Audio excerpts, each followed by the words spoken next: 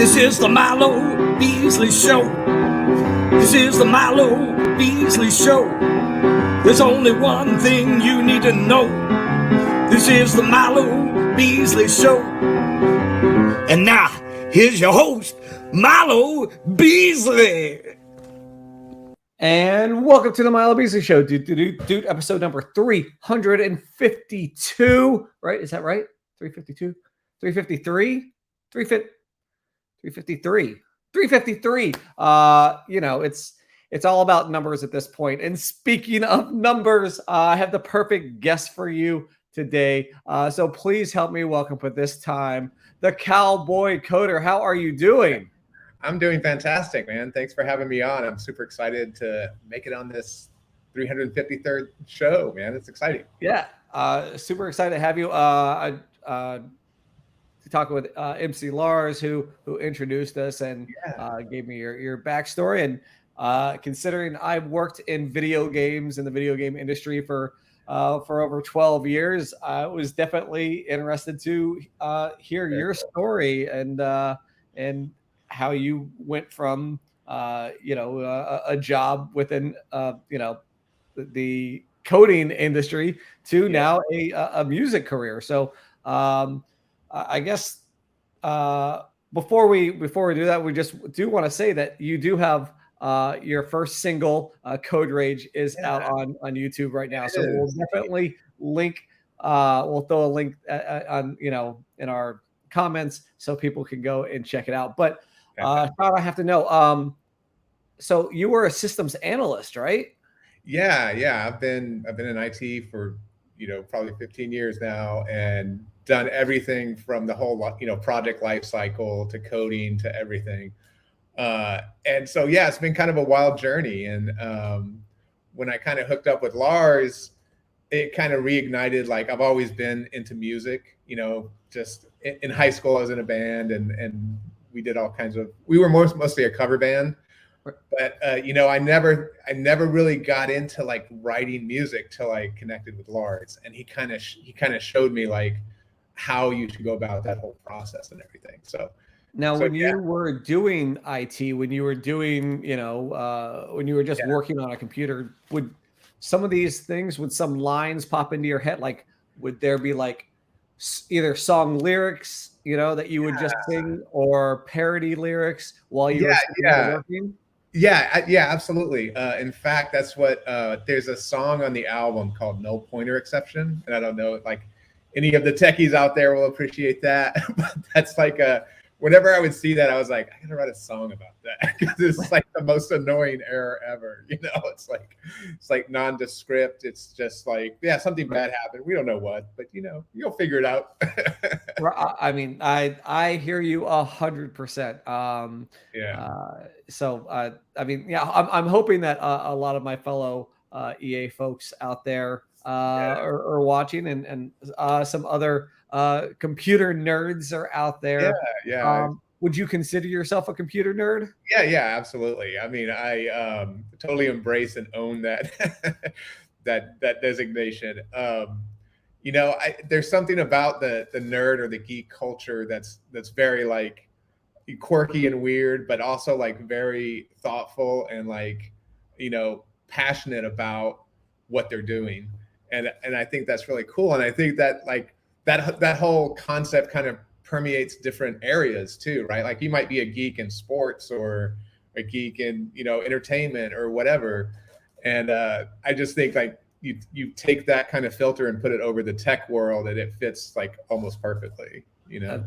Agreed. Now you mentioned you were part of a cover band and you were in the music. So what was the style of music that you were into in high school, college, when you were young? So we did a lot of like classic rock type stuff. The Cult was a big influence. We even did like old school stuff like the Rolling Stones. A lot of REM for the ladies out there. You had to have something that was like appealing to a kind of a larger audience, if you will.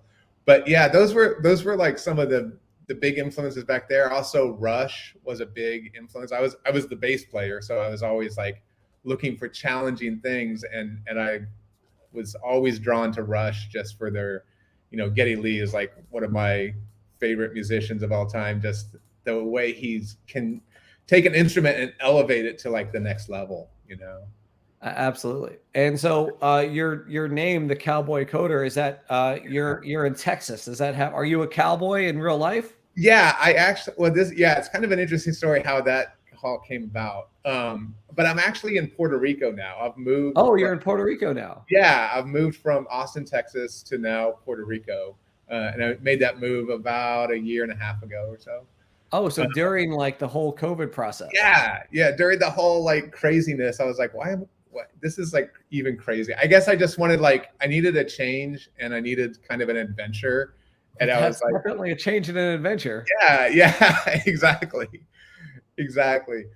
But getting back to the Cowboy Coder, like how did that actually come into being? It's kind of an interesting story because I worked at a company in Austin called Vignette. I don't know if you've ever heard of it, but it was a small software company. And I was actually put in charge of some of the mergers and acquisitions from a technical due diligence point of view. Oh, sorry, I've got a cat in here. No Do you problem. mind? Artemis. Let me just.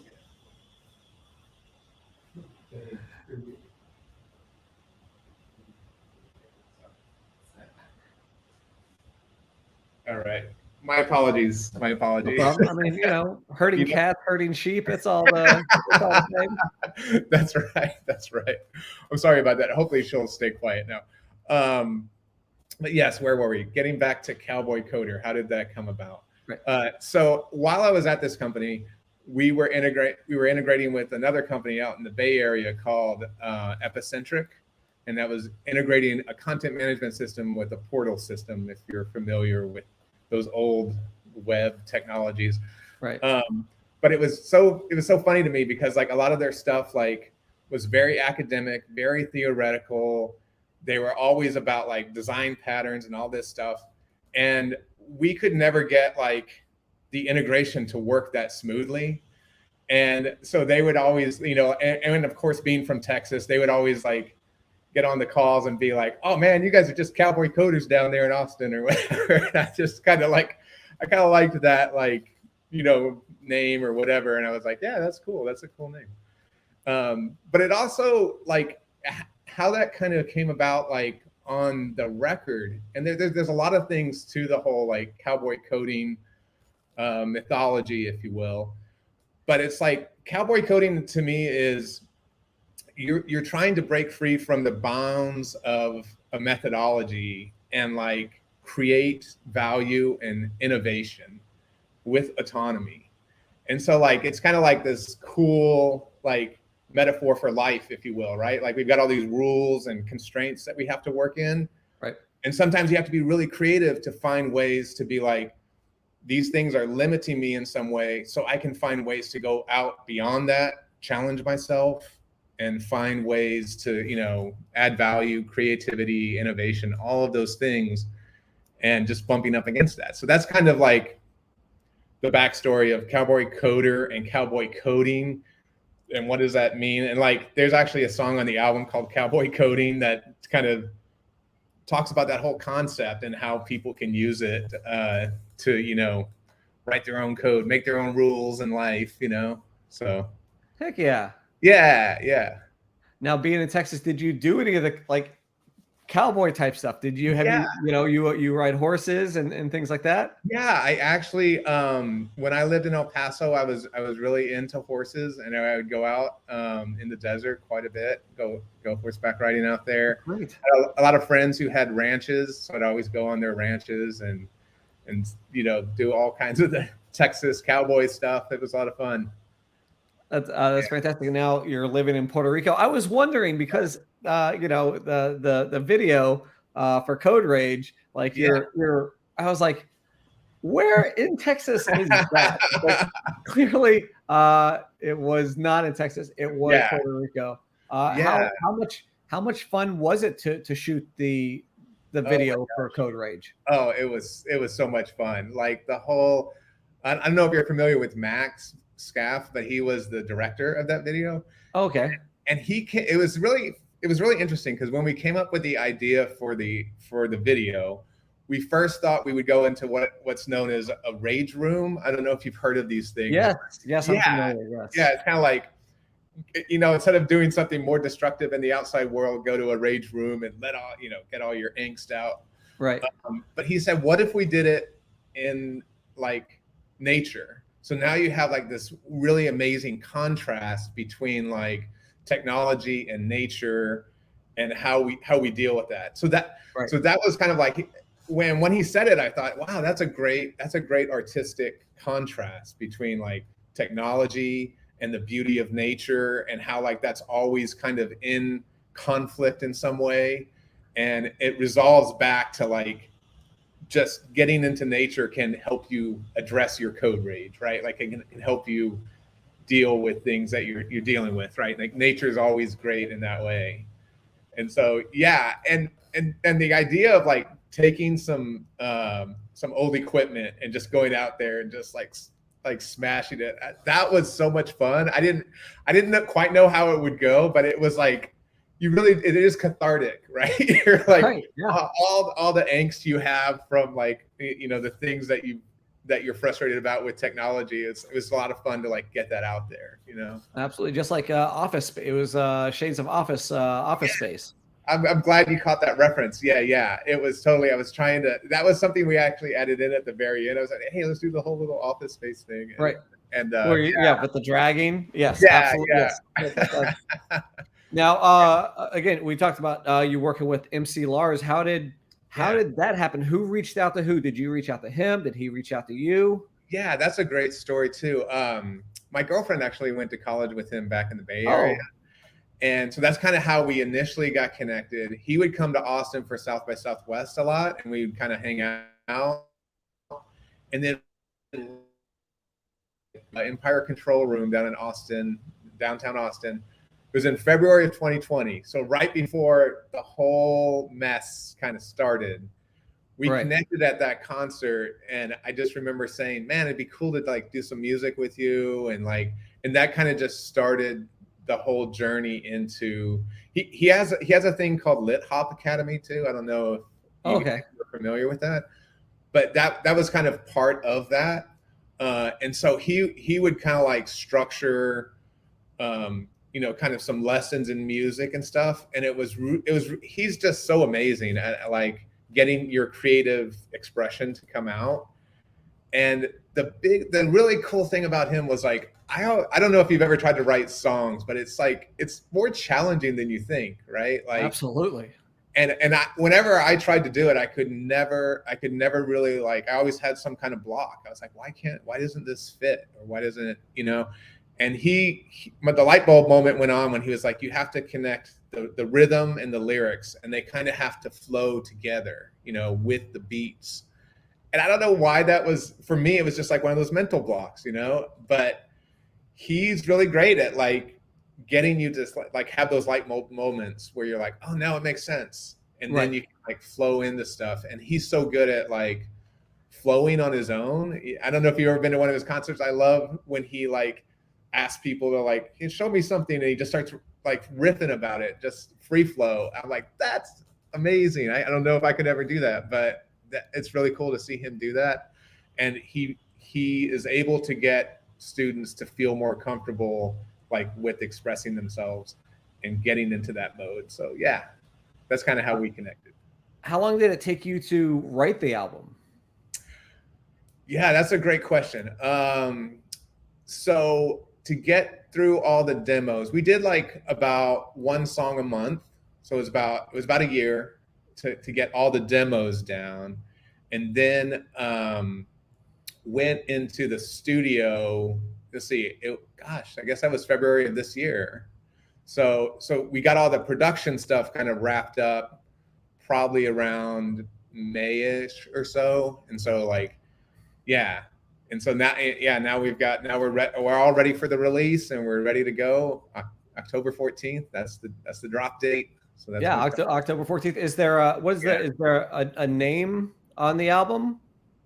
Or is it just called Code Rage or? Yeah, it's called, the name of the album is called Code Rage. Yeah. Fantastic. And then the title track, you've already released the we've already released single and the video for. Yeah. I mean, you already have 93,000 views on YouTube. How cool is that? Yeah, that's so exciting. That blew me away. I didn't know it was gonna like take off like that. So that was really fun to see that, you know.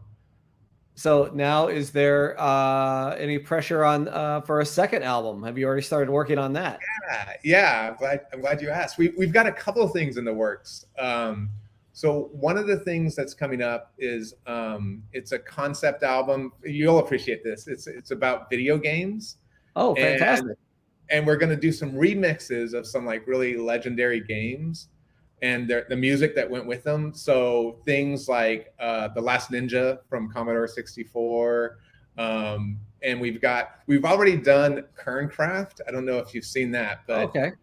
But we haven't put it out on YouTube yet, but that's coming too. But yeah, I don't know if you're familiar with the story of Kerncraft, but this is what kind of inspired this concept album that we're doing, which is all about video games and remixing them and trying to bring fresh energy to them. But Kerncraft is a fascinating one because they took, I don't know if you're familiar with it, but like Lazy Jones was a game that you could play and it had like games inside of that. Right. And there was a game inside of there called Stardust. And that kind of formed the basis for that Kerncraft song that was released. And now like everybody in the stadiums and everything are like doing the you know, right. the chants and everything. So now when MC Lars is also working on his latest album, when he tours on that album, are you gonna go with him? Yeah, I think that will probably happen. You know, I was able to. This was the really cool thing. Before, I was able to tour with him in the UK back in May. Cool. And that was an experience of a lifetime, man. It was like, how was your stage presence?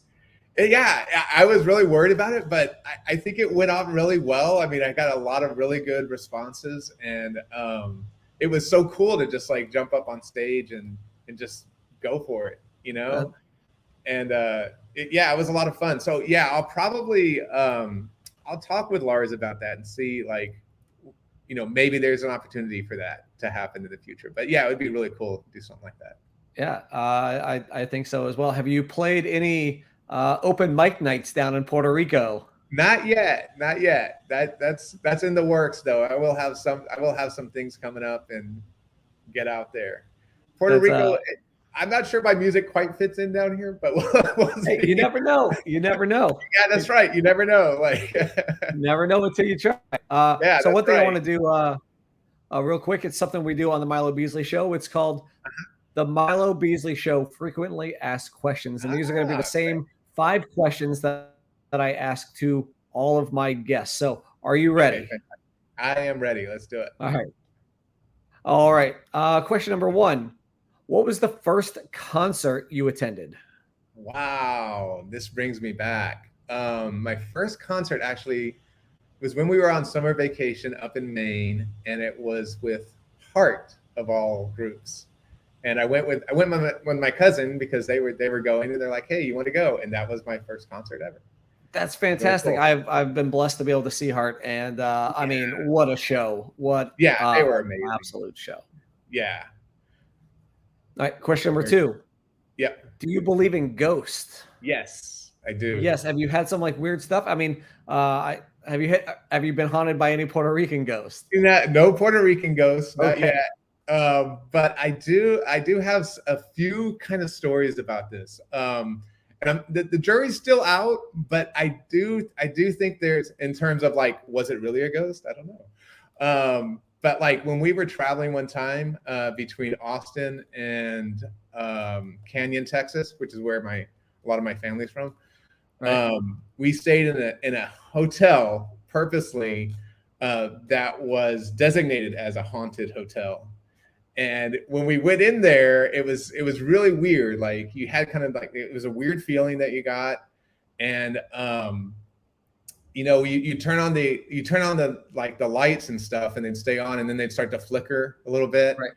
And So I never knew, like, is this just kind of like an old beaten down hotel, or is there something going on here? So it was, yeah. And then I've also had, I love the whole ghost thing too. Like if there's ever like a ghost tour or something, I'm like, oh, I got to go check that out. You know, I'm just fascinated by the concept. And one time when I went on one, it was in San Antonio and it was at the Alamo, and there was definitely like the tour guide was like talking about the hauntings of the Emily Morgan Hotel, which is right across the street. Right. And there was definitely he was pointing up, and you don't know like if maybe they're orchestrating this or whatever. Right. There was definitely something like he was just talking about it, and you could see something in one of the windows that was like this apparition that was kind of like floating around, and it was just like, okay, this is like you just kind of get chills and stuff, and you're like, I don't know if this is real, but I want to believe. You know what I mean? Right. Yeah. All right. Question number 3. Sure. It's a twist on a common question. In a movie about your life, who would play your parents? Ooh, that is a fascinating question.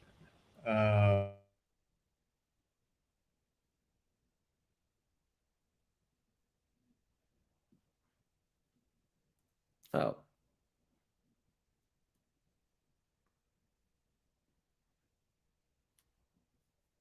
I lose you there? Oh. Ghost, I'm telling you. Can you hear me? All right, there we go. I'm so sorry about that. No problem. Puerto Rican internet sometimes is not the best. Where were we? Talking about in a movie about your life, who would play your parents? Oh yeah, my parents. So my dad's always been compared to Bob Newhart. I don't know if you're familiar with him, but he's just, that's kind of personifies him. Right. My mom's a little trickier because she's probably a combination of a couple of let's see, who would she most be like? Oh my gosh, I can't think of. I might say like Blanche from the Golden Girls. I can't remember. Oh, okay. Yeah, but that would be kind of her persona as well. All right, but that's a great question, man. That's like makes you think a little bit. You know, who would be there? All right. Who is your question number 4? Who is your favorite person to follow on social media? Wow, now that's a great question. I'd probably say right now Charles Hoskinson is kind of fascinating to me. Okay. Because I'm kind of into blockchain, and I know he's like kind of controversial, but like I kind of like some of his bluntness, and just like I love his vision too for like what crypto could become, right? Like the aspirations of crypto. Right. And I think I love his mission and stuff, and I love when he talks about it. He's very passionate, and I guess that's probably who I'm following right now. And plus, they've got the Vassal hard fork coming up. I don't know if you're into crypto, but it's kind of exciting to watch that play out. It's super interesting. I've had some crypto folks on the show before, so the entire NFT crypto thing fascinates me. I'm not sure if I'm going to dive into it, but it definitely fascinates me. Yeah, I'm fascinated by it too. Yeah, I totally get the resistance for NFTs because it seems like it's way overhyped. There's a lot of, it does seem like some of it feels kind of off, doesn't it? It seems like, well, how could like this little GIF be worth $100,000 or something? Like it doesn't make any sense. Yep, exactly. But yeah. And then question number 5, whether it was, just out and about on the streets, on tour, in the UK, what has been your biggest fanboy moment where you saw somebody, was a celebrity or somebody, and you just lost it? Oh, wow. That's a great question. I will say there was this one time, it was like the coolest thing ever. Now I went to Texas A&M, so I'm an Aggie, and our biggest rival is the Texas Longhorns. Right.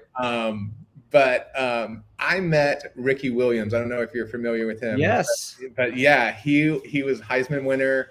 I saw him like gut punch the Aggies. It's like, but I was doing Tai Chi, and he was in the class, and he came, and I got to do what's called cloud hands with him, and his energy was so amazing. I was just like blown away. I was like, this is like true like warrior type energy that I've never experienced. It was like the coolest thing ever. And I just thought it was funny that it was like a rival school, but like it was just cool to like get to interact with someone that has excelled at the highest level in that way.